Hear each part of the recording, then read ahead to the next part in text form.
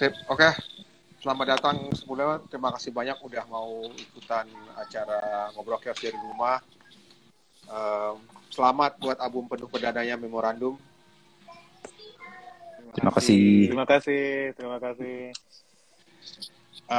Bagaimana rasanya? Lega nggak udah ngeluarin album penuh? Lega banget. Lega. Kayak udah lepas. Udah lepas ya, kayak kalau diibaratkan lo kerja di kantor tuh kayak apa tuh kira-kira? Rilis report sih. Rilis report, rilis project, rilis fitur. Project lah. Ini kan project maraton yang lumayan lama juga kita bikin ya. Lama nggak ya jatuhnya? Setahun. Kalau dihitung dari workshop lama sih ya, 2020 kan sampai 2022 kita baru rilis. 2 tahun ya? Setengah berarti ya. Itu terkendala dengan pandemi berarti? Atau ada hal lain? Justru terbantu oleh pandemi. Beberapa ada yang kena. Bener mau tuh. Justru terbantu karena pandemi. Terbantunya tuh gimana sih? Bisa diceritain nggak? Gara-gara pandemi kita ya jadi produktif. Bikin lagu mulu. Kebayang gak sih kayak waktu kita yang biasanya buat commute gitu kan, buat nyetir di jalan, dihabisin sekarang buat bikin lagu gitu. Iya. Berarti dari kantor kalian sama pandemi masih WFA kita kebetulan. Ya. Cuman ada plus minusnya sih ya, maksudnya plus minusnya pandemi ya, plusnya itu jadi punya waktu lebih banyak untuk bisa ngulik, untuk bisa ya produktifnya di sisi dengar lagu makin banyak, bikin lagu lebih banyak gitu. Negatifnya ya ada pas lagi proses produksi juga kita jadi ke-delay. Ada satu timeline 1 bulan lebih gitu, beberapa kayak kita semua tim produksinya gantian gitu kena COVID-nya. Ada batch-batchnya lah, batch 1 Deva dulu yang kena, Deva Dennis Adam kena. So Bima batch 2 yang kena siapa? Lu dulu ya, Dok. Pokoknya gue agak belakangan lah. Terus ya intinya lumayan lah. Jadi kita ngatur-ngatur waktunya jadi lebih harus lebih adaptif terhadap kondisi. Iya. Berarti tapi kalian sebagai orang kantoran tentunya sudah lebih adaptif dong dalam menghadapi bermacam-macam soal. Ya, lebih ke manajemen waktu kali ya. Timeline management, iya bener sih. Ya, timeline manajemennya udah lumayan rapi sih kemarin emang. Walaupun nggak begitu ngoyo, tapi ngurusnya lumayan ngoyo. Si Maul nih jiwa project manajemennya kuat banget ya. Masih ke bawah dari kantor. Terus sampai bikin timelinenya super rapih banget. Jadi semuanya tertata, terus porsi masing-masing juga jelas ngerjain apa aja gitulah. Jadi lebih ke ya timeline manajemen sama project manajemennya itu kemarin cukup rapi sih. Gitu. Lebih ke bantu ada Excel sheet yang bisa kita lihat nggak soal project manajemen dari Maul? Ada banget tapi ada. Boleh tuh di print dijual sebagai merchandise. Jual sablon ya. Gue kepikiran, demi Allah gue kepikiran itu loh, jadi box set kali ntar pas sudah berapa tahun albumnya gitu. Iya, mana ada band ngeluarin merchandise project sheet, Excel sheet gitu. Ada Ada beberapa. Siapa? Ada beberapa contoh kayak bukan kita ada beneran maksudnya.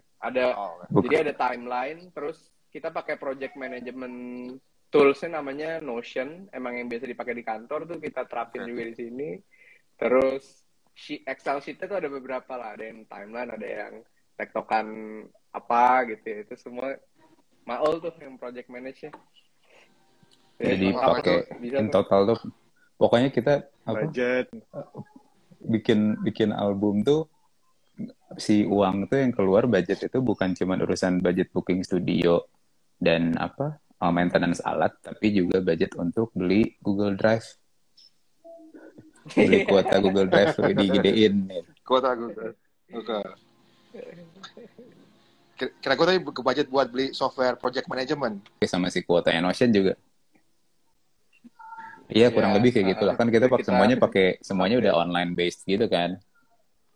Ya. Jadi yang kayak apa, nggak pakai Excel, pakainya Google Spreadsheet gitu. Jadi semuanya bisa collaboratively update. Terus kayak timeline pakai Notion, ya gue jadi bukan mandor ya, gue jadi kuncennya lah yang updatein, tapi anak-anak bisa ngakses, punya visibility yang jelas. Jadi misalkan, ini tuh kita ke delay berapa lama, yang mana harus dikejar gitu. Ini sekarang apa, alatnya di siapa, jadinya semuanya align lah, apa semuanya sama, nggak ada tunjukan salah-salahan, karena misalkan lagi nge-review progress sampai apa ngasih tahu Dev ini kan kita producing, apa yang nge-produce kan Deva sama Dennis, Devanya Paul Powers. Terus Deva juga ya udah, dia tiap ngeliat apa timeline minggu ini rekamannya ini, kalau nggak kelar berarti apa yang dimajuin, apa yang dimundurin itu nyesuaiin juga. Jadi intinya gue jadi kuncen aja, gue yang geser-geserin menyesuaikan timeline, terus ngasih hasil reviewnya ke anak-anak, mana yang match, mana yang enggak, mana yang harus dikejar, mana yang harus direm, gitu-gitunya. Jadi semuanya punya pemahaman yang sama, punya ekspektasi yang sama, punya visibility yang sama. Jadinya ngerjainnya enak gitu. Nggak ada terlalu lama di lo nih, nggak ada gitu-gitunya. Ya. Ini ide menarik nih, soalnya kebanyakan anak band kan berantakan nih timeline. Mungkin kalian bertiga dari Perunggu bisa share cara merapikan timeline buat anak band. Kemarin pas banget gue baru meeting sama salah satu band, terus kayak baru rilis album, terus mereka bilang kita berantakan banget nih, punk banget, pokoknya sejalannya aja lah gitu. Oke, nanti kita buka kelasnya. Nah, buat Kita bikin webinar kali. Masterclass. Webinar betul. Tapi gue terus terang baru dengar album secara penuh ya, dari awal, dari pertama sampai habis tadi sore. Dan gue udah ngeliat tuh video klip yang kok gue lupa sih nama tracknya. Pastikan Riuh ya. Nah, ya itu sangat ini banget sih. Gue langsung banjir air mata di akhir video. Aduh, sorry lagi. Tapi kalian sebagai orang kantoran, terus yang malah bisa banyak artikel baca dibilang band abis band pulang kantor ya, sorry. Ya. Band pulang kantor. Terus kalian dulu pernah ngeband juga, tapi akhirnya kayak gue baca Hildo pernah bilang, aduh gue harus rapat di tengah manggung, di tengah tour gitu. Tapi apa yang membuat kalian akhirnya balik lagi untuk ngeband dengan tahu risiko yang pernah terjadi sebelumnya, terus bagaimana kalian menyikapinya itu sekarang sebagai orang kantoran gitu? Ya, gue dulu kali ya. Kalau boleh. Yes. Silakan. Kalau gue ya itu waktu itu emang ada fase di mana gue merasa kayak wah, kerjaan gue lagi parah banget nih gitu kan. Terus kebetulan emang waktu itu juga sambil dicoba nyambil aktif ngeband, tapi kayak ternyata terpaksa harus memilih salah satu gitu kan. Waktu itu emang ya sampai berasa overwhelmed di guanya juga gitu. Jadi udah nih gitu. Tapi kan ketika gue fokus bekerja itu, ya gue mencoba untuk fokus dan progressing. Tapi lama-lama ketika gue progressing di pekerjaan gue ngerasa, gue semakin jejak nih gitu kan. Semakin tahu, semakin bisa manage waktu dengan baik, dan mungkin secara karir juga udah progress. Dan gue merasa saat ini, terutama waktu mulai Perunggu itu, di saat dimana pekerjaan gue udah mulai manageable dan bisa membagi waktu lebih baik lagi sih gitu. Dari sisi guanya juga udah siap, dari sisi pekerjaannya juga mendukung lah gitu. Terus ya udah pas saat itu coba iseng-iseng, sampai sekarang ya alhamdulillah sih udah lebih manageable, dan dari sisi gua juga udah bisa mengatur stres gua. Mungkin secara pendewasaan diri juga gua udah lebih siap kali ya gitu. Jadi udah nggak bisa manage stres dengan baik, manage kerjaan dengan baik, mengatur waktu dengan baik gitu sih ya. Jadi ada ngaruhnya juga dengan proses pendewasaan gua juga kayaknya ya gitu. Jadi makin tua makin jago untuk manage macam-macam gitu kayaknya sih. Oke. Ya. Mungkin awal atau Adam berikutnya. Boleh. Kalau gue mungkin karena kan kalau dulu kan gue tuh dari lahir di Bandung, terus sampai lulus kuliah pun di Bandung, jadi emang ngebandnya masih ranah Bandung lah gitu, kayak jadi ya sekitar Bandung masih suka ngeband itu apa dari panggung-panggung ke panggung gitu. Terus lulus kuliah hijrah ke Jakarta kan, karena emang dulu basic kuliahnya accounting, jadi kayak udah akhirnya pindah ke Jakarta. Band-band yang lama jadinya mau nggak mau terputus gitu kan, karena rata-rata masih di Bandung, dan tapi ada beberapa juga yang hijrah ke Jakarta, cuman ya udah gitu, jadi kayak jadi korporat slave aja gitu di Jakarta kan. Cuman memang kayak hasrat untuk bermusiknya tetap ada gitu kan, jadi kayak ya udah tetap ngulik lah, tetap apain. Terus emang mungkin pada saat ketemu Maul sama Ildo tuh udah di fase dimana ya itu benar sih kata Ildo, maksudnya kita udah cukup dewasa dan kita tahu gimana kita manage everything gitu, maksudnya manage waktu, manage emosi gitu, manage ego gitu kan, sama manage antar personil stakeholdersnya gitu kan. Jadi kan kalau dulu kan mungkin kalau zaman kuliah kita ngeband tuh kayak pengen gini, pengen keren, pengen apa gitu kan. Kalau sekarang tuh kayak ya udah kita secukupnya aja gitu, dan emang saling mengerti satu sama lain gitu sih. Jadi kayak udah tahu gitu porsinya masing-masing sih, kurang lebih kayak gitu sih. Oke. Kalau lo mau? Gue nambahin dikit ya. Kalau gue sama Adam kan kurang lebih, gue sama Adam paling mirip case-nya ya, karena sama Topa dari lahir sampai kuliah di Bandung, pindah ke Jakarta, terus sama ngebandnya dari zaman sekolah sampai kuliah, terus begitu pindah ke Jakarta melupakan semua cita-cita pengen jadi musisi itu kayak dibuang jauh-jauh lah ketika udah ngerasain kayaknya kerja enak. Jadi emang menurut gue emang secara fase hidup pada saat itu kayak ngicipin main band, terus udah tahu kayak gimana rasanya. Terus pas kerja udahlah nggak usah ngeband lagi, kerja aja kayaknya happy juga nih, bisa jadi orang juga gitu. Tapi pas ternyata ya satu hal yang kalau ini gue rasakan, ternyata kami bertiga punya satu ruang spot yang sebesarannya kurang lebih sama gitu di hati sama di otak kali ya, urusan seberapa cintanya kami sama musik gitu. Jadi ya mungkin ini agak klise ya, cuman kalau misalkan poinnya sih kenapa akhirnya ngeband lagi, kenapa akhirnya ketemuan dan coba iseng main band dan keterusan sampai sekarang, ya emang karena pada dasarnya based on itu sih cintanya itu sama musiknya. Karena mau berusaha dilupain kayak gimana pun kan tetap aja yang dilupainnya urusan bikin musik dan memainkan musiknya, dengerin musiknya masih tiap hari gitu. Terus ketika pas gue ketemu sama Ildo sama Adam, ketemu sama orang yang punya fase hidup yang sama, lagi punya kondisi hidup yang kurang lebih sama juga. Terus intinya mirip lah, kayak sih pernah ngeband, kondisi di karir udah lumayan settle untuk bisa bagi waktu gitu, nyambungin sama yang tadi Ildo bilang.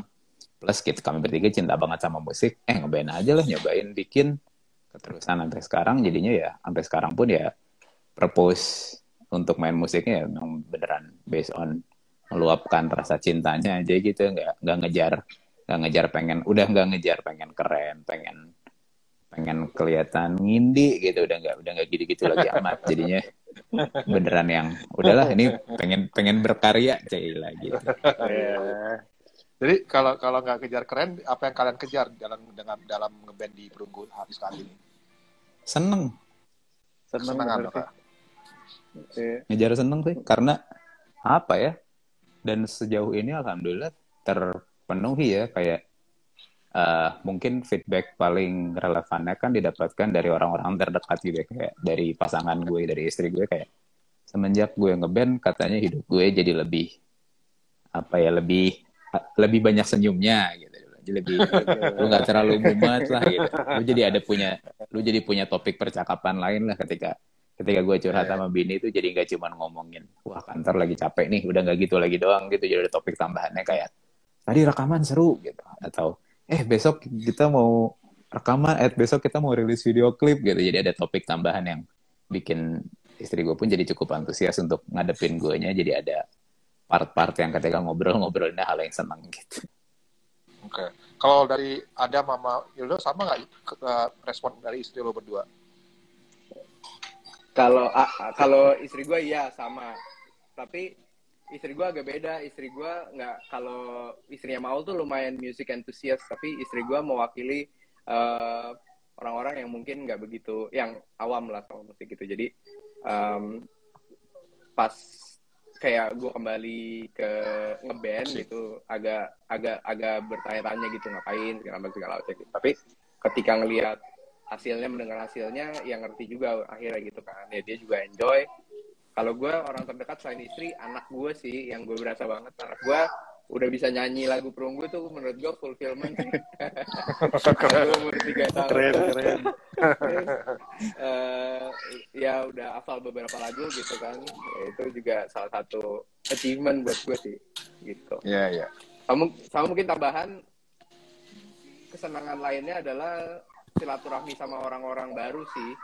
Kalau gue juga ya gitu ya. Jadi wah asli. Selain kayak silaturahmi kembali dengan orang-orang yang dulu pernah dikenal di circle musik gitu ya. Terus kita juga nambah teman baru gitu, yang banyak banget. Itu juga menurut gua valuable banget sih. Gitu. Kita sekarang kalau nongkrong di perskenaan tua sendiri gitu, Sra. Bener sih. Kayak dipanggilnya Mas gitu. Aduh, ya udah. Terima aja. Panggilnya Kak dong, Kak. Aduh. Tebak-tebakan umur gitu udah biasa, udah nggak kaget gitu kalau tiba-tiba anjir bedanya 10 tahun 11 tahun sama gue gitu. Kalau ada gimana respon orang dari keluarga? Dari keluarga ya apa namanya, kalau gue sih kayak nggak pernah directly ngasih denger gitu kan, cuman kayak somehow mereka terekspos aja gitu, dan kayak ya akhirnya pada akhirnya jadi kayak ngedukung aja gitu kan. Kalau dulu kan mungkin zaman SMA kuliah kan kayak kalau gue tuh dulu bandnya band metal gitu kan, terus sempat kayak post rock, kayak pokoknya yang gitu-gitu kan, kayak mereka tuh mungkin nggak paham gitu, jadi kayak ini apaan gitu kan pada saat sekarang kayak keluar musik kayak gini gitu kan, jadi kayak ya responnya positif banget sih, jadi kayak menarik gitu. Ya. Sekarang musik sekarang dibandingin musik lo zaman dulu, ada mungkin ini musik pop ya kali ya buat mereka. Iya benar, liriknya bisa dinyanyiin lah gitu. Ya. Oke. Nah, gue mau nanya nih ke kalian bertiga, banyak gak sih orang kantor di sana tuh yang sebenarnya pasti punya banyak hasrat untuk bermusik gitu?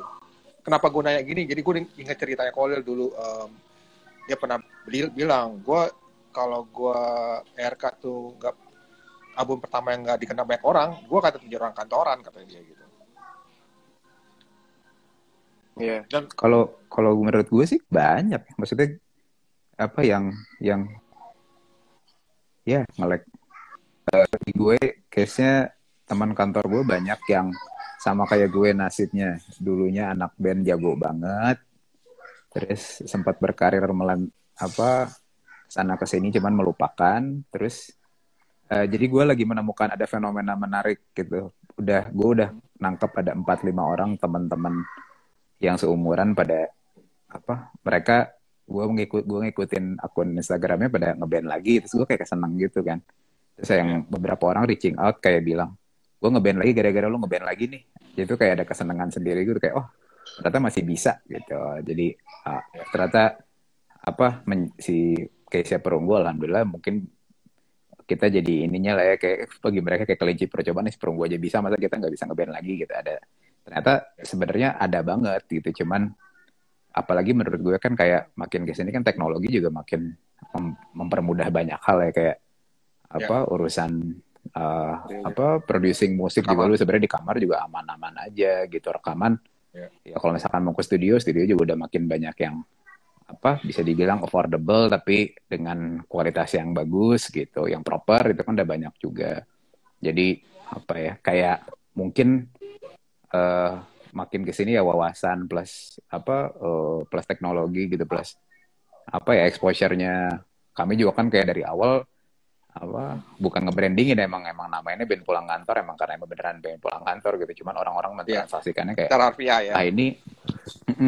lah ini pada bisa nih anak-anak ini, lah gue juga bisa gitu. Jadi misalkan kalau ditanya sebenarnya banyak apa enggak, gue sih yakin banyak gitu, cuman urusan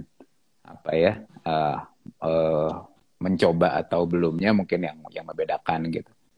kayaknya kalau kami emang ada di state yang cukup yakin, sebenarnya nggak nekat-nekat amat lah, kami ngeband emang karena pengen having fun, dan pas kami hitung-hitung urusan waktu sama budget juga masuk, ya udah berangkat gitu. Jadi ya kami sih menantikan banyak banget nama-nama lain yang muncul yang seumuran, jadi kalau misalkan ntar nongkrong kami nggak dipanggil mas lagi lah gitu. Mungkin bisa jadi Iya, kalau bener. dulu ada Wave Aksara Records, band dari Aksara, mungkin sekarang ada Wave band pulang kantor ya. Wah, kalau ada. Iya, iya. Dan gue sebenarnya gue yakin band sekarang pun banyak banget sebenarnya band-band yang personilnya pun nyambil gitu, nyambil kantor sebenarnya ada Bener. banyak gitu. Cuman Bener. yang kebetulan nggak melabeli atau nggak memperkenalkan diri mereka sebagai ngantornya, sebab kebetulan nggak banyak gitu aja. Mhm. Ya, gue inget banget kata-katanya ini sih. Dulu banget Bang Ade Paloh pernah ngomong sama gue waktu zamannya gue masih ngeband sama band yang sebelumnya, tapi gue lagi di tengah-tengah antara Band yang mana, Dok? mau Band nama gue bukan. yang satu lagi, Enggak, gue bercanda. Waktu lanjut, gue Dok. lagi bimbang lah di tengah-tengah gitu kan. Terus Bang Ade pernah bilang, kata dia, orang-orang kayak kita, Bang Ade kan juga kerja kan, dia punya bisnis juga kan soalnya kan. Dia bilang orang-orang kayak kita tuh bukan orang-orang yang kerja di bidang musik dan hidup dari musik gitu, tapi kita orang-orang yang kerja untuk menghidupi musik kita. Itu gue kena banget di situ. Tapi sayangnya abis itu gue tetap memutuskan untuk ya udah gue berhenti dulu bermusik karena emang udah nggak kepegang banget waktu itu gitu. Tapi sampai sekarang gue masih inget kata-kata itu dan gue masih mengamini itu sih gitu. Gue mencoba, gue bukan kayak ya entah kayak gimana nanti perunggu jadinya gitu, kayaknya gue tetap akan mencoba untuk bekerja karena itu sih gitu. Kayaknya gue bukan orang yang dari awal memang berniat untuk kerja di musik gitu kan dan menghasilkan sesuatu dari musik, tapi lebih ke orang yang bekerja untuk menghidupi musik kita gitu. Gue ya kalau gue pribadi, gue nggak tahu yang kalian.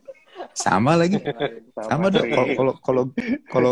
Kalau kerja gue nggak kayak gini, gue nggak bisa beli Jazz Master. Nah, betul. Bener banget. Gak bisa beli efek-efekan ya. Iya. Bener banget. Benar kata Briar Wardana nih, kerja untuk menafkahi hobi bermusik. Oh, dia apalagi gitu.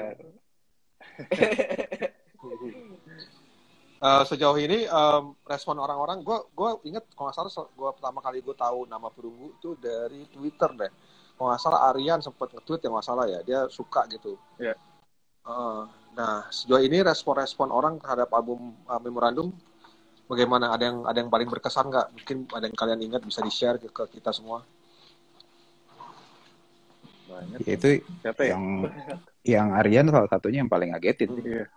Sebenarnya kalau berkesan tuh yang lebih banyak format kesannya itu adalah format ngagetin, karena kami nggak, balik lagi karena emang ekspektasinya kan itu ya bikin album modalnya kayak emang ya udah nih Mas, kami senang musik, kami senang bikin musik, rilis gitu.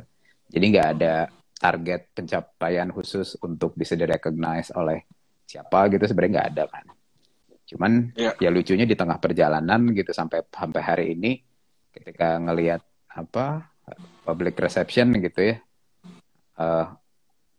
mau intinya sih terlepas ya sebagian apapun orangnya, sampai ngelihat ada orang tiba-tiba komen di YouTube perihal, wah Mas ini lagunya buat saya bla bla bla, kayak mereka punya kesan sendiri terhadap lagunya kami juga, kayak ini udah nyampe sini ya state-nya gitu, kayak hal yang sama sekali kalau gue pribadi sih nggak ngira bakal sejauh itu gitu. Jadi kalau misalkan ditanya kesan, yang paling berkesan banget kalau gue pribadi yang urusan permusik, yang musik banget ya mungkin ya Aryan satu ya, karena gue look up banget ke Doi gitu. Gue nonton Upen pas gue kecil, gue nonton sering aja dari zaman sekolah gitu.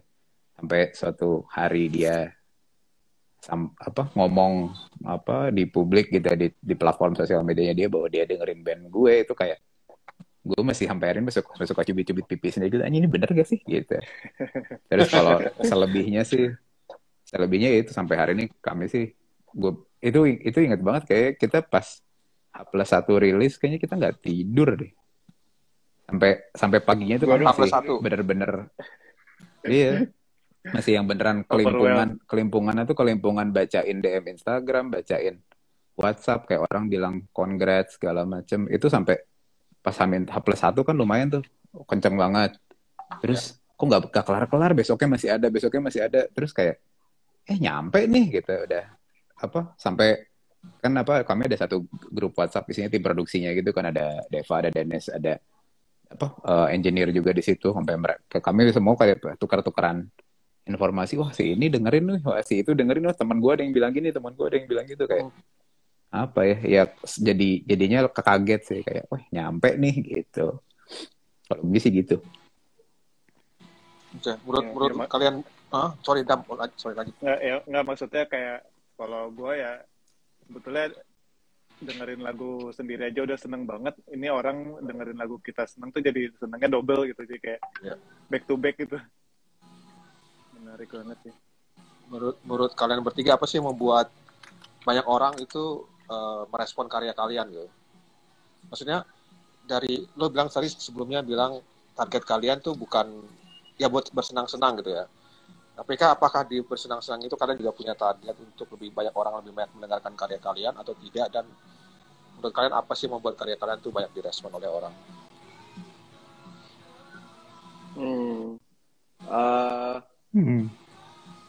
Kalau secara intention pastinya kita bikin album ya, dan bisa merilis album itu ya supaya bisa didengar lebih banyak orang lagi gitu ya, karena kita suka sama albumnya. Terus kita juga pengen orang nangkep gitu apa sih sebenarnya yang mau kita sampaikan dari album itu gitu. Cuman responnya itu sebenarnya yang kita agak lumayan unexpected gitu ya, yang nggak kita expect sama sekali gitu. Kalau kenapanya nggak tahu juga sih kita, karena emang nggak tahu deh, ada faktor lucknya juga kayaknya, terus ada faktor we are in the right place at the right time kali ya, nggak tahu juga sih gitu. Cuman ya benar-benar sampai sekarang kita juga masih kaget-kaget gitu, ternyata ya itu tadi gitu, selain orang-orang yang emang kita look up to ternyata juga apresiasi gitu terhadap musik kita, tapi even orang-orang yang kita nggak sangka kayak yang tadi mau bilang gitu ya, ini orang ada yang dari mana, terus sampai bener-bener dia nyeritain betapa relate-nya dia sama lagu ini gitu kan. Terus dia ceritain kayak bener-bener kehidupan pribadinya dia dan impact-nya sebesar apa kehidupan dia gitu-gitunya sih yang kayak gitu ya ternyata gitu. Padahal kita as simple as ya udah kita bikin lagu dan pengen mencurahkan aja sih apa yang kita rasain lewat lagu gitu, tapi nyampe ternyata ke orang-orang. Nah itu yang masih kita sampai sekarang kayak wah gila ya gitu. Apalagi pas yang video klip sih, jadi abis dari lagu divisualisasikan kan harusnya amplified tuh pasti ya. Itu juga aneh-aneh tuh apa responnya tuh, lumayan overwhelming juga tuh responnya kemarin gitu sih. Mau atau ada mau nambahin? Adam deh. Apa tadi? Sorry, gue tadi ada ini.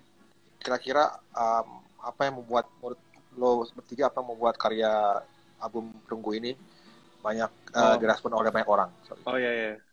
Sejujurnya gue pun bingung sih dari tadi, kayak mikirin apa ya kira-kira. Kenapa ya? Apa ya? karena sesimpel nggak tahu.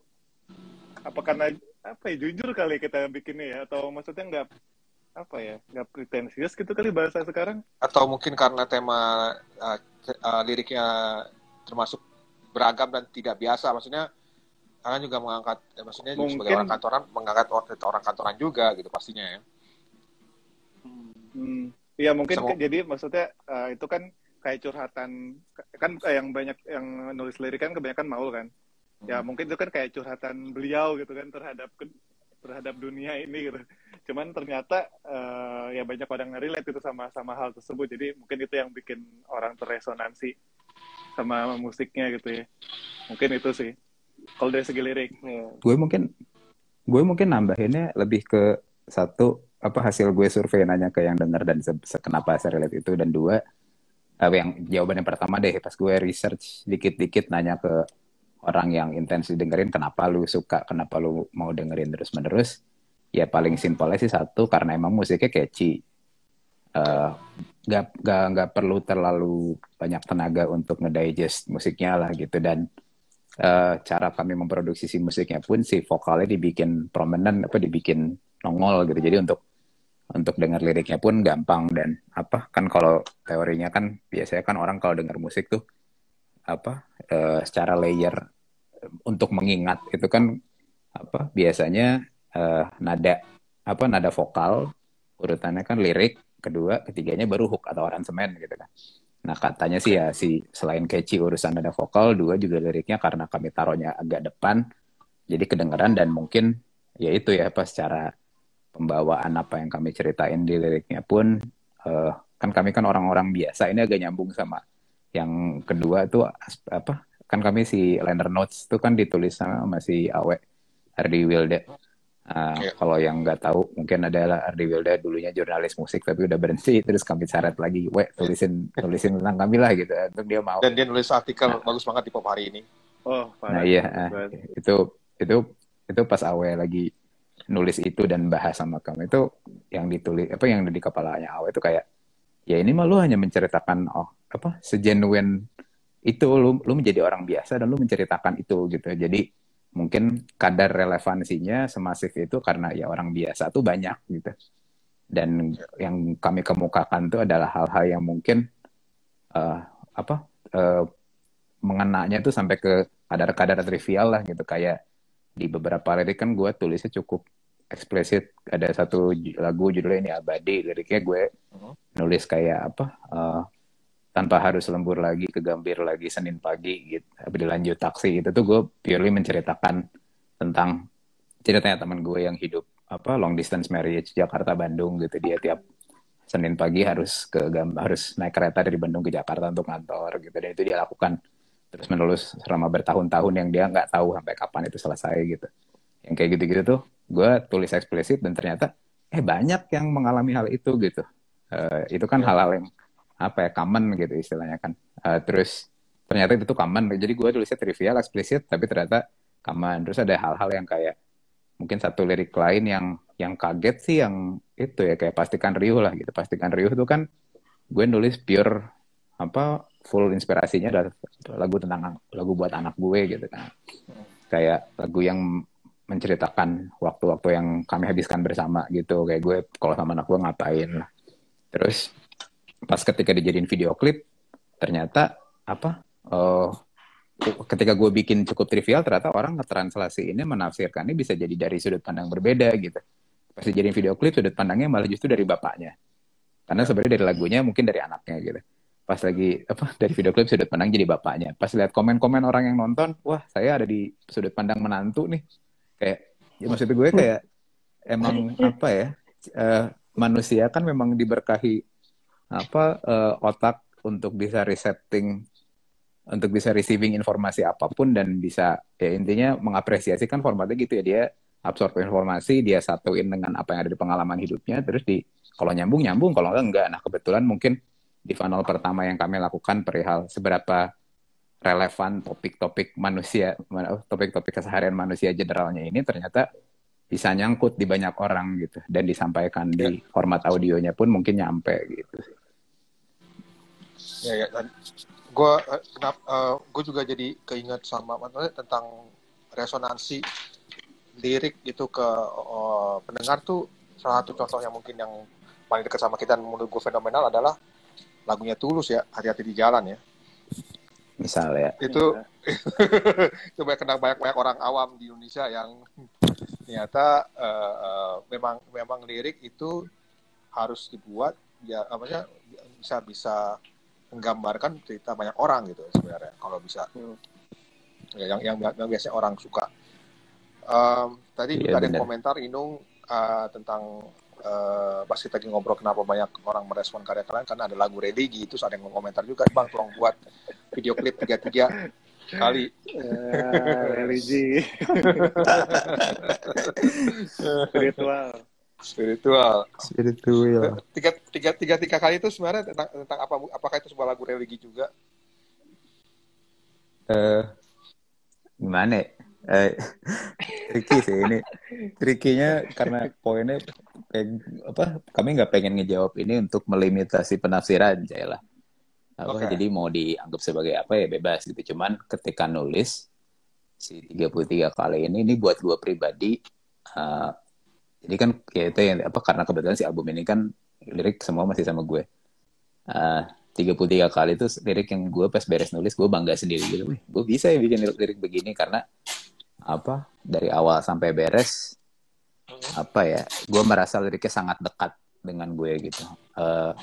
Dekat dan akan selalu relevan lah karena si liriknya ini formatnya ya gue sih selalu memposisikannya adalah sebagai kondisi gimana caranya buat lu jadi manusia gitu karena jadi manusia kan formatnya kan ya gimana caranya lu jadi versi terbaik diri lu sendiri lah gitu. Masih 33 kali itu sebenarnya poinnya itu doang kayak lu jadi diri sendiri lu diberkahi hidup ya udah lu jadi versi terbaik dari diri lu aja, lakukan semuanya, jangan ngerugiin orang lain gitu. Terus cuman di first di part akhirnya kita nambah aspek si sebutlah namanya tetap di jalannya gitu. Itu tuh nya N-nya kapital gitu emang memang ya poinnya habluminanas. Lu bener kalau di Islam kan ada habluminanas sama habluminallah gitu. Habluminanasnya yang horizon gitu, habluminallah yang vertikal gitu kan. Ya habluminanasnya benerin dulu baru lanjut habluminallah gitu. Kalau gue itu secara visi dan cara menjalani hidup ya gue kayak gitu dan alhamdulillah sih anak-anak mengamini juga gitu. Dan dulu sebenarnya baru dijudulin 33 kali juga itu agak belakangan ya. Asalnya judulnya bukan itu gitu. Cuman kayak baru dijudulin 33 kali itu kayak udah pas belakangan ya udahlah sekalianin aja gitu. Jadi misalkan orang mau menganggap lagu religi ya kami nggak bilang enggak juga gitu. Oke. Siap. Salah satu lagu yang menarik perhatian gue juga secara lirik adalah Kalibata 2012. Itu apakah itu diambil dari kisah nyata atau terjadi di kalian bertiga? Bisa diceritakan nggak? Mau lagi nyata dan sangat personal dan sangat private sih. Jadi ya itu cerita kehilangan orang terdekat gitu. Jadinya kehilangannya di Kalibata di tahun 2012. Jadi si lagunya itu menceritakan tentang si orang inilah dan apa yang dia lakukan terhadap hidup gue sehingga menjadi berubah gitu. Hidup gue terpengaruh besar sekali oleh orang inilah gitu. Jadi ya lagu ini ya tribute atau ode untuk almarhumah gitu ya, untuk beliau gitu sampai biar sampai kapanpun gue bakal bisa ingat gitu.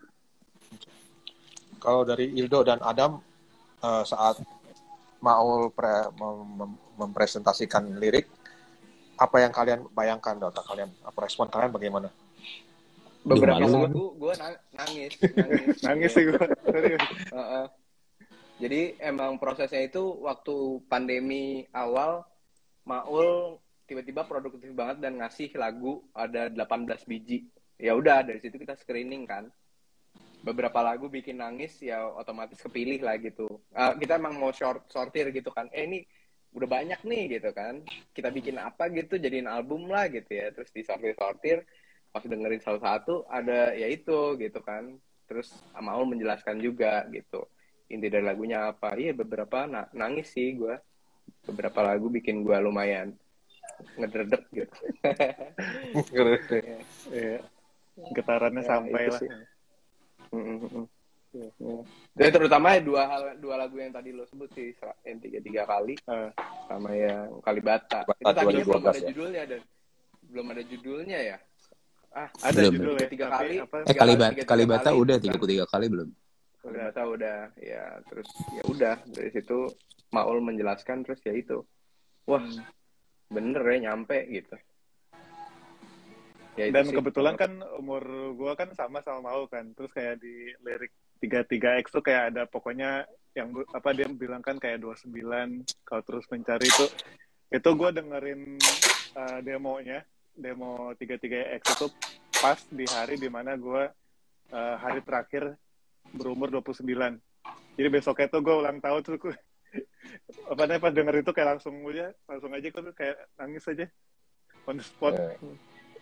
Ini salah satu cerita menarik nih, maksudnya lo sebagai lirisis ngasih lirik ke anggota band lain, terus anggota band lain tuh menangis, itu kayak gak pernah gue denger deh.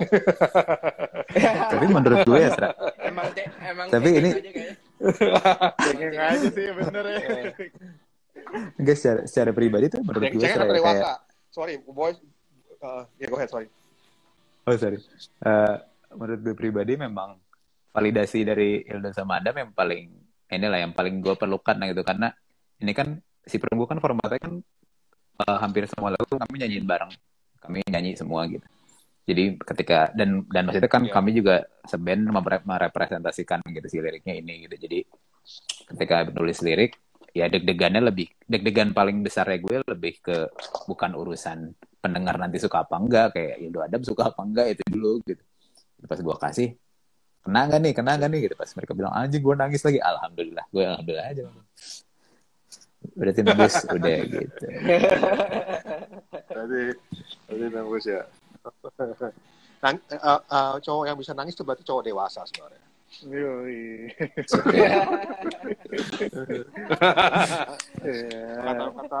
Kata The Cure kan, boys don't cry, men do cry. Yoi. Oh iya. Oh iya, Benar. Ya kan. Oke, seru, banyak cerita menarik. Gue mau tanya sedikit tentang mungkin hal teknis kali ya, terutama dari segi produser, ada Dega kan, Deva, sorry kok Dega sih. Yeah. Ada Deva, boleh cerita sedikit nggak sih keterlibatan Deva sebagai produser di album kalian ini? Awal mulanya, terus kenapa kalian milih Deva? Kalau awal mulanya banget itu dari zaman EP justru, waktu kita baru ngebentuk band banget itu. Jadi awal ngebentuk band kita emang janjian, maksudnya udah tektokan nih sama gue sama Maul. Gue sama Maul tuh emang sempet sekantor bareng, jadi selesai pisah kantor masih sering tektokan. Adam dan Maul memang satu circle waktu zaman di Bandung gitu. Dan emang tektokannya tuh somehow Maul ke gue dan Maul ke Adam. At some point ngajak latihan lah gitu intinya, bertiga. Yeah. Terus udah latihan, kayak latihan 3 kali, itu bener-bener kita jadi 3 lagu gitu, secepat itu. Okay. Terus ya udah 3 lagu ini mau diapain gitu ya. Ya udah kita rekam deh gitu. Nah, pas direkam entah kenapa ya kepikiran aja gitu. Ya udah rekam tapi sekalian aja deh seriusin, terus ambil produser gitu kan. Waktu itu sempat keluar beberapa nama produsernya, dan karena emang dari awal tuh emang benang merahnya, terutama yang di EP ya, yang di EP tuh emang kita ya straight rock aja gitu kan. Ya kita juga latihan ngulang-ngulangnya tuh kayak Jimmy Eat World, Foo Fighter, pas awal-awal ngejam tuh lagu-lagu di sekitaran situlah gitu ya. Terus gue langsung tercetus nama Deva, karena gue tahu Deva tuh adik kelas gue kan waktu zaman SMA, dan dia ngebandnya gitu-gitu kan, emo dulu tuh. Deva emo banget dulu, makanya rambutnya polem-polem gitu kan. Masih sampai sekarang masih. Terus itu nama Deva karena gue tahu pasti dia akan relate, dan dia juga paham gitu ya apa yang mau kita bikin. Sama dia belum lama ini kan waktu itu Polk habis dari New York ya, habis rekaman. Nah, kita pengen curi-curi ilmu dikit lah gitu. Ya udah coba deh Deva aja gitu. Ya udah awal mulanya gitu, jadilah si EP Pendar bareng Deva. Terus ketika kita udah punya cukup banyak lagu dan memutuskan untuk bikin album, ya udah masih sama Deva kepikirannya gitu. Kita nggak kepikiran orang lain sih gitu. Karena memang waktu di Pendar kita cukup puas gitu ya, dan Deva juga banyak membantu. Terus ya udah pas mau bikin album, dia juga kita involve dari zaman demo-demo itu. Responnya dia juga oke. Cuman di situ dia bilang, wah kalau banyak nih kayaknya gue nggak sanggup sendiri, makanya dia akhirnya nggak Dennis gitu kan. Udah awal mulanya seperti itu sih sampai sekarang gitu. Seberapa jauh Deva sebagai produser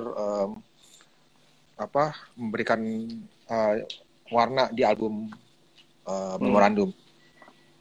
Kalau di spesifik album Memorandum, kalau gue rasa sangat signifikan ya impact-nya Deva. Karena emang yang pertama dia kita involve dari awal banget, even lagunya masih demo gitu. Terus kan setelah demo kita ada sesi workshop beberapa kali juga. Itu Deva juga ikut. Milih juga, okay. Ikut milih. Dari 18 itu kita pakai sistem voting. Kayak kita kasih bobot lagunya, kira-kira lagu ini dari skala 1 sampai 18 urutan keberapa. 1 tuh paling kita sukai gitu kan. Kita berempat sama Deva gitu kan, pilihin. Jadi dikasih bobot satu-satu. Itu Deva juga udah di-involve. Workshop udah di-involve. Dan yang menginfluence kita untuk bener-bener naikin level produksinya gitu. Karena dia tahu waktu zaman Pendar tuh kayak ya udah produksinya cukup aja gitu ya. Cuman dia juga mengencourage kita untuk kayak oke, kita harus stepping up the game nih gitu. Dia bilang produksinya agak lebih serius lagi gitu. Dia juga bantuin nyari tempat rekaman, bantuin nyari engineer-nya. Waktu itu Stefano itu juga dari dia gitu-gitu sih. Dan involvement di lagu pas rekaman, terus influence dia untuk kayak ngasih masukan ketika lagi rekaman gitar, lagi rekaman drum gitu, dia juga banyak kasih masukan. Dan Dennis juga sih, antara Deva dan Dennis termasuk meminjamkan alat itu ya? Minjamin alat itu Deva dan banyak teman-teman lain yang sangat baik yang pinjemin.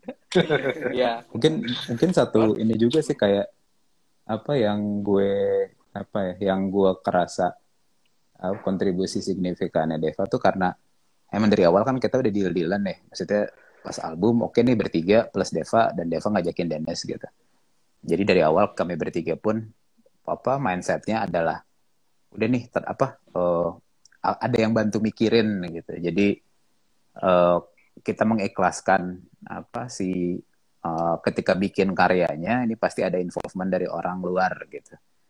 Cuman jadi mau Deva Dennis bilang apa ya kitanya ikhlas legowo buat ya orang kitanya mempercayakan mereka kok gitu. Jadi untungnya Deva dan Dennis itu mereka berdua tuh ya wawasannya luas, cara mengkomunikasikannya pun complementing gitu, lucu. Kayak Deva tuh kebanyakan analogi kayak misalkan ngomong gini kayak ini vokalnya kurang air nih gitu. Kurang air. Nah, Dennis tuh yang bisa translate. Oh, kurang air tuh sama dengan reverb-nya kurang. Oke. Kayak gitu-gitu lah. Ini kayak terpengaruh Bang Ade Paloh nih. Bisa jadi deh, gue nggak ngerti. Terus kalau misalkan gue sempat ngobrol sama Deva juga, jadi lucunya cara producingnya Deva pun selain urusan kepengaruh sama pas berangkat ke New York gitu ya, pas Rubber Tracks, juga adalah pas Polka bikin Bani Bumi kepengaruh sama Lava. Jadi ibaratnya kayak Deva meneruskan ilmu yang didapatkan dari Lava gitu buat diaplikasikan ke kita gitu. Jadi lucunya pas beberapa lagu kan ada string sections, ada 4 lagu yang kami butuh string sections gitu. Itu strings modelingnya, aransemennya pakai minta bantuan Lava, itu kayak lucu gitu, kayak ibaratnya kayak Deva suwun kulonuwun untuk cium tangan lagi ke gurunya dia gitu. Jadi kita menyaksikan proses yang cukup menarik gitu, kayak ini Deva mungkin yang tadi dijelasin sama Eldo adalah satu hal lagi yang kita kebantu banget sama Deva adalah urusan networknya, karena ya Deva kan sudah cukup lama istiqomah di perskenaan ini gitu ya. Jadi dia masih, dan Deva kan masih main banget gitu ya sama anak-anak yang mudanya juga gitu. Jadi untuk menjembatani kami ini yang sudah bapak-bapak, Deva juga kan sama-sama bapak-bapak seumuran kurang lebih, untuk bisa kayak ini ada teman, ini ada band nih yang lagi gue produce, gue lagi nyari studio segala macam ke sana sini tuh Deva sangat membantu lah untuk ngetok pintu sana sini. Dan kami kebagian enaknya banget selain dari aspek artistik dan keterlibatan artistik juga keterlibatan silaturahminya sih. Silaturahmi penting ya, apalagi kita harus mulai silaturahmi nih setelah 2 tahun kena pandemi. Benar. Iya. Habis ini ketemunya di festival berarti Seraya. Oke. Amin. Yoi. Jadi Amin. kapan nih manggung terdekat buat Perunggu? Hari Minggu nih, rencana Di insya mana? Allah di Sejuk Bakmi dan Kopi Oh, Mami Cibubur. Sejuk. Oh, di Cibubur. Anniversary, mereka anniversary 3 tahun. Yang ada bara suara ya? Betul, tapi Bara Suara Ya. itu hari Sabtu, besok ya, Bara Suara ya kalau nggak salah ya. Iya, Oh, Bara main kan hari Sabtu. Minggunya, oke. Itu Minggu Kita bareng main sama hari Bilal. Minggu sama Bilal. Bakal ketemu Soleh Solihun dong sebagai Waduh, yang mau promosiin bakmi sejuk. BA. Gue jadi inget tadi awal-awal pembicaraan kalian bilang kalau ngeband sekarang, maksudnya udah beda kan, nyari kesenangan. Tapi juga ada mungkin bukan tuntutan kali ya, kayak banyak orang respon, terus kepingin juga kalian banyak dikenal orang. Sampai sejauh mana kalian narik garis batas kalau gue ngebandnya yang gue mau segini nih, yang buat gue senang-senang, tujuan utama kalian ngeband gitu. Kira-kira garisnya lainnya apa tuh garis batasnya? Wah, pertanyaan menarik nih. Ya? Udah gue bingung lagi jawabnya. Sampai bingung bener gue juga. Oh, Sampai sekarang sih oh. belum. Coba Ul. Gue dikit ya. Batasnya kayaknya linear sama ekspektasinya kita sendiri kali ya, sama main musiknya gitu. Jadi menurut gue prosnya si Perunggu ini kan karena memang kami berangkatnya ya udah ekspektasinya udah nyenangin diri sendiri gitu. Jadi dia batasnya akan linear sama kadar kami senangnya tuh segimana, dan gue yakin kayaknya kadar senangnya kami bisa jadi makin tinggi gitu. Maksudnya threshold makin bikin senang diri sendiri kayaknya makin harusnya ya makin meningkat gitu. Jadi untuk sampai album kan sebenarnya sampai kemarin batasnya kami tuh kayak lebih ke ngerasanya ya udah bikin album yang kami bangga banget, urusan songwritingnya, urusan produksinya, urusan intinya albumnya direkam dengan sangat layak, dan lagunya pun kami semua suka. Itu kami bisa anggap sebagai threshold atau batasnya lah gitu untuk standar kelayakan si albumnya dirilis apa enggak. Nah setelah ini juga kami kayaknya udah mulai makin BM nih. BM tuh maksudnya udah mulai punya, kayaknya pengen karena sekarang kan kami lagi di fase manggung nih, kayak jadi sekarang mikir oke nih kalau manggung kami setnya harus kayak gimana gitu. Udah mulai mikir yang jangka panjangnya, bahkan ya kayak bercandanya kami kan adalah nanti album 2 ntar kita ini kali ya mau nyebrang banget aja sekalian lah gitu, udah musiknya segala macam. Jadi urusan batasnya gue yakin kita bakalan terus evolving gitu. Tapi di saat yang bersamaan kami lagi senang bangetnya menargetkan perubahan batasnya kejadiannya day by day aja gitu. Jadi gak yang langsung long shot 2 tahun lagi mau ngapain atau 1 tahun ke depan mau apa. Kami nikmatin hari per hari aja, ngeliatin respon orang kayak gimana. Plus setiap hari juga kami juga punya pengalaman hidup kayak apa, dan dengerin musik yang kayak gimana ya siapa tahu bisa jadi inspirasi gitu. Cuman ya core batas atau thresholdnya ya masih kesenangan pribadi terhadap main musik sih. Oke. Yeah. Adam kalau gue iya sama, tapi itu kan kayak intrinsik ya. Tapi faktor ekstrinsiknya menurut gue tetap bakalan ada batasan-batasan yang mau nggak mau membatasi sih. Kayak contoh ya sekarang kita masih pada kerja ya. Otomatis waktu tuh pasti akan selalu membatasi gitu. Dan gue pun belum tahu nih gimana nanti ke depannya. Ya sekarang ada manggung, sebisa mungkin kita ambil gitu ya. Tapi kan kayaknya pun sekarang kita sudah mencanangkan ambilnya weekend aja deh gitu kan. Berarti otomatis kalau misalnya weekdays ada limitasi nih gitu. Mungkin itu juga mempengaruhi sih menurut gue ya. Dan sampai sekarang komitmen kita bertiga ya kita mencoba sebisa mungkin untuk masih ngebalance gitu antara musik dan pekerjaan gitu sih. At least gue nggak tahu kalian gimana. Yeah. Sama sih pokoknya. Gimana Pak ya? Kita masih banyak cicilan juga sih. Tapi mungkin Adam. Intinya tahu prioritas aja sih, mau namain dikit aja. Maksudnya intinya ya pada saat kita kerja gitu, pada saat kita ngeband jadi maksudnya tahu prioritas waktu dan tenaga aja sih gitu. Dan alhamdulillahnya masih bisa terpenuhi gitu dua-duanya semuanya. Yuk, prioritas. Iya, mungkin nambahinnya itu ya. Ngomongin prioritas ya, mungkin nambahin TLDR-nya, main musik kan bikin kami pribadi senang gitu. Tapi bekerja bikin anak istri kami senang. Jadi ya semuanya harus dapat senangnya lah. Kalau yang bisa membuat bos kalian senang, apakah tetap harus main lagu-lagu top 40 atau bisa buat lagu-lagu perunggu sendiri sekarang ini? Wah, bener juga tuh. Biasa top 40 ya. Kayaknya, tapi gue udah dapat beberapa respon sih dari teman-teman kantor, jadi mungkin bisa kali ya sekarang. Oke, gue nggak bisa bahasa Indonesia soalnya. 9 gue nggak bisa bahasa Indonesia.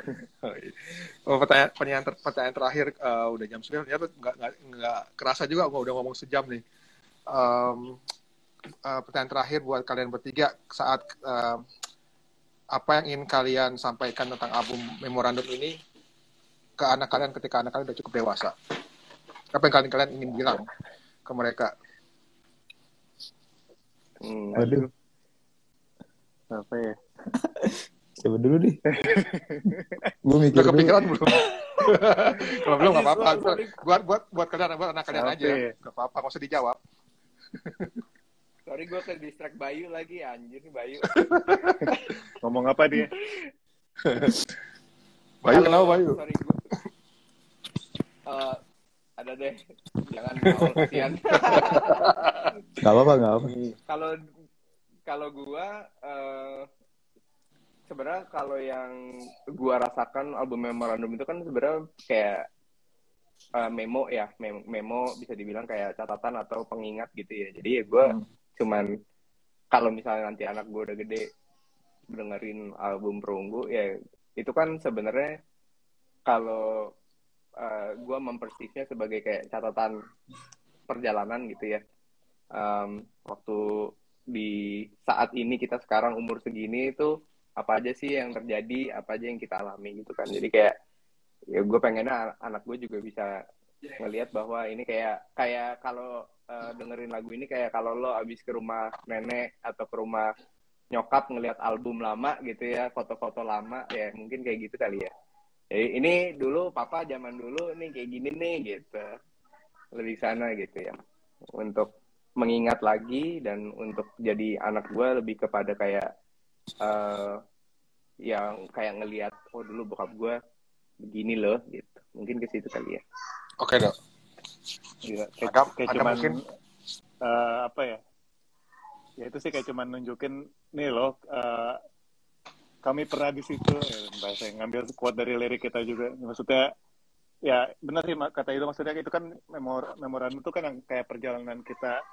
Waktu itu sempat ada yang nanya kayak apa namanya album Memorandum tuh sebetulnya pengalaman kalian kapan sih, kenapa sampai keluar album Memorandum gitu.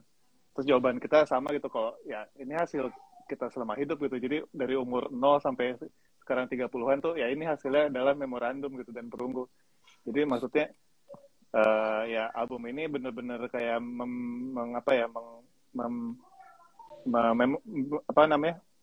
mempersingkat apa ya, merangkum sebuah merangkum kehidupan kita yang telah lewat gitu maksudnya. Jadi ini loh, kita berhasil loh sampai sini gitu kasarnya gitu. Ini cuman mungkin penyemangat mereka juga nanti gitu pada saat mereka beranjak dewasa gitu lah mungkin ya. Kalau gue sih ya sebenarnya kan si Memorandum ini tuh kalau dibaca liriknya, ini gue sebagai sudut pandang yang nulis lirik gitu. Ini tuh sebenarnya belak-belakan gue nulis diary. Jadi gue nulis diary yang diamini sama Adam dan Ildo dan kami nyanyikan bersama-sama, dikemasnya jadi format lagu gitu. Jadi misalkan nanti anak gue baca ya udah, dia baca oh pas di tahun segini tuh si ayah tuh lagi mengalami ini. Jadi misalkan dia mau nanya tentang apa juga bakal gue ceritakan gitu. Jadi ya mungkin kurang lebih ya apa yang tadi lo bilang bener sih, mirip kayak kayak rasanya mirip kayak buka album foto dulu tuh kayak gimana gitu, cuman ini formatnya audio gitu pas lagi dengerin. Dan sampai pas lagi satu hal yang gue syukuri juga tuh kayak kami orangnya doyan ngarsip banget gitu, jadi seluruh video rekaman, timeline progress, demo dari zaman raw kami masih simpan rapih gitu. Jadi misalkan nanti si anak tuh mau nanya perihal lagu, terus misalkan gue mau bilang kayak kamu mau tahu nggak dulu bikin lagunya kayak gimana, gue masih bisa gitu. Jadi lebih ke ya memorandum si album ini kan ya gue bilangnya milestone lah ya. Ini milestone hidupnya kami gitu, hidupnya ayah gitu misalkan. Jadi pas nanti 10, 15, 20 tahun lagi anak gue denger, ya gue nggak berharap dia bangga lah gitu, nggak usah muluk-muluk dia bangga, cuma minimal bikin dia ngerasa jadi lebih kenal aja gitu sama bapaknya gitu. Oke. Siap. Terima kasih banyak nih ngobrol-ngobrolnya. Thank you banget, Ra. Sama-sama. Semoga makin banyak orang yang dengerin karya Perunggu ya. Amin. Dan makin sering manggung, dan ditunggu webinar tentang bagaimana memanage timeline buat anak band. Oke, selamat malam semua. Terima kasih sudah dengerin. Selamat malam Adam, Maul, dan Ildo. Sehat-sehat selalu semuanya. Terima kasih banget semuanya. Terima kasih banget, sehat-sehat terus. Salam buat seluruh rekan-rekan Chaos. Bye. Assalamualaikum. Siap. Waalaikumsalam.